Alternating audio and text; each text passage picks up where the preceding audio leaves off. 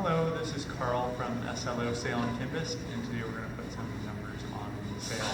This particular sail is a lateen sail for a boat called the Super Porpoise, and we're going to put some 10-inch tall sail numbers on it. The number we have here is a pretty good representation of what you might have. We have 1, so a very simple shape to stick. We have a 4 with a smaller closed figure. And then we have a 0, which is a larger closed figure. Anything that's a larger closed figure like this will be the hardest to stick. Okay? We're going to start by doing some alignment first on here. I'm going to divide this panel in half, roughly, making some very faint marks with a pencil on here, just very, very faint pencil marks. So we know where the middle is. With your sail, before you apply numbers, I suggest looking at your class rules. Your class may have rules dictating the location and size and spacing of the numbers. For this particular boat, there's no rules. We're going to do some, let's say, standard location and spacing. It's on the middle panel of our sail. So the actual midpoint of our sail is right here, the bottom edge of the ruler. Some rules will mandate you have the numbers above the midpoint in the sail. In this case, we don't have to worry about it. Generally, standard spacing is about 2 inches between numbers. Oftentimes, that's right about the width of the number. So, I prefer to locate the numbers more towards the leach end, especially on boats that are racing. It makes your number less visible if you are over early, so we tend to err towards the leach end of the sail. Also, something we're doing is this sail is currently starboard side up, so this is the starboard side of the sail, and the starboard side numbers will be high, so high at the midpoint, and the port side numbers will be low. So in this video, you'll see us stick the starboard side numbers first, then we're going to flip the sail over and we'll stick the port side numbers on the port side sail. Okay. So I have the this edge of the ruler lined up with the midpoint here, and that'll get us a little bit of vertical spacing between these numbers. So I'm going to square the numbers up. Usually you'll be able to see in a cross-cut sail like this, you'll be able to see what perpendicular, or I guess parallel to the leach is. You'll be able to see what parallel to the leach is, given that the cloth direction and the fabric will be parallel to the leach. We're sticking a 1 down, so it's a very simple figure. So examples of that would be like 1s and 7s will typically be really easy to stick. So with this, I'm going to hold it in place with one hand, align the way I want it. I'm going to gently peel up, and I'm folding the carrier paper down, pushing the number down, flipping up the number. I am not pulling the paper, I am pushing the paper off. So this is what you should be doing, okay?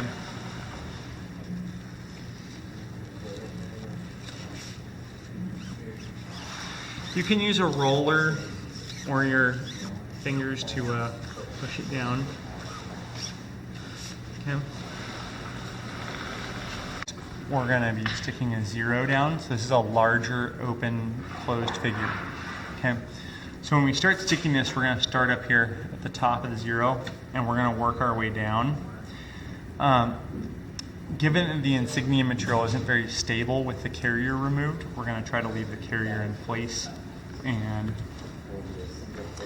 you'll see how this goes.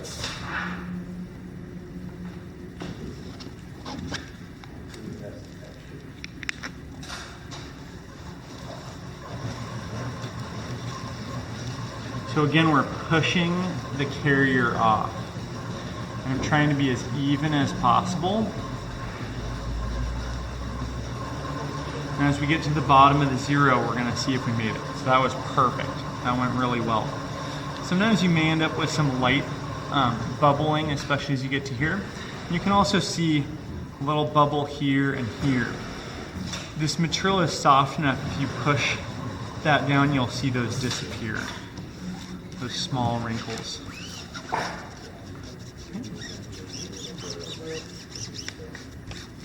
You may end up with some small air bubbles. You may end up trapping an air bubble. We had a little air bubble there and I just pushed it towards the edge and pushed it out of the sail.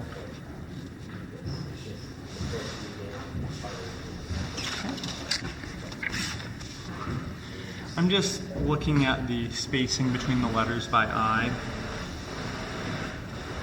And again, I can see the fill yarn in the fabric, and so I can stick the one parallel to that. Parallel to the grain in the fabric. So real simple, and we'll just push our way out.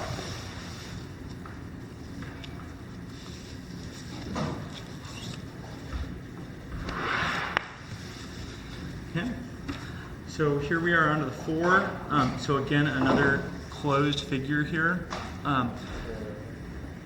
We generally will select fonts that have the smallest closed area we can. That makes applying numbers much easier.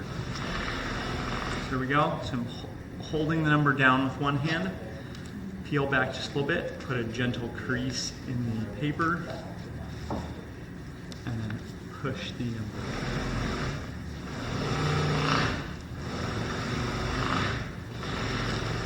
Taking some care here to make sure that the inside of our 4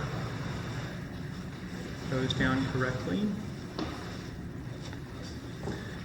If you have no experience with this, you may want a helper. If you have any problems or things stick to themselves, you will have a tough time fixing it by yourself. There we go, so the starboard side is all done. Okay, so now we're going to put the numbers on the starboard side, or on the port side of the sail. So I carried my spacing over. And so this edge of the ruler will be the top of the numbers now. Obviously you want a clean and dry sail. Now, we happen to be putting numbers on a brand new sail here.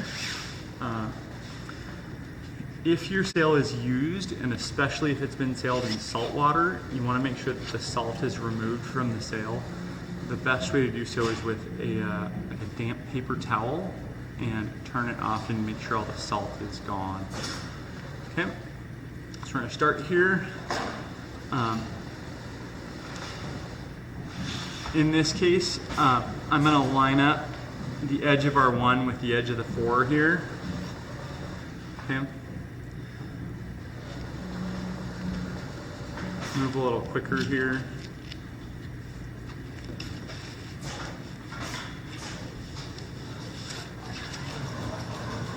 Sticking down sail numbers is kind of like pouring water, and going quickly and with confidence is the best way to do it. Let's see how this 0 goes. Even after sticking thousands of numbers, this is still a little tricky.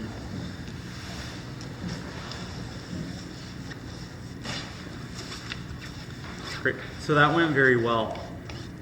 I'm just pulling out some of the light bubbles, and you can see how they all disappear.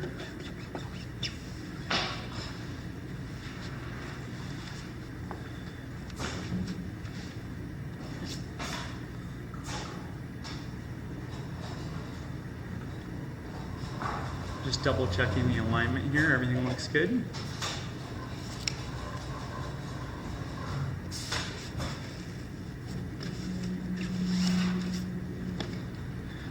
And I'll go back and squeegee these down, make sure they're stuck to the sail really nicely.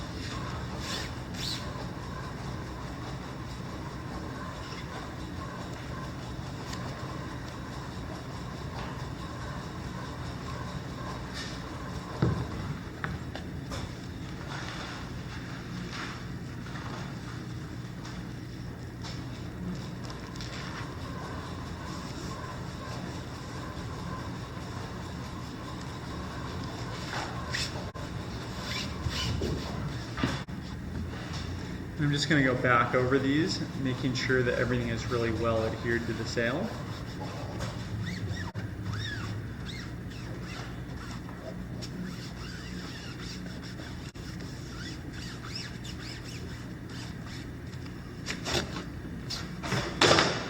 And that's it.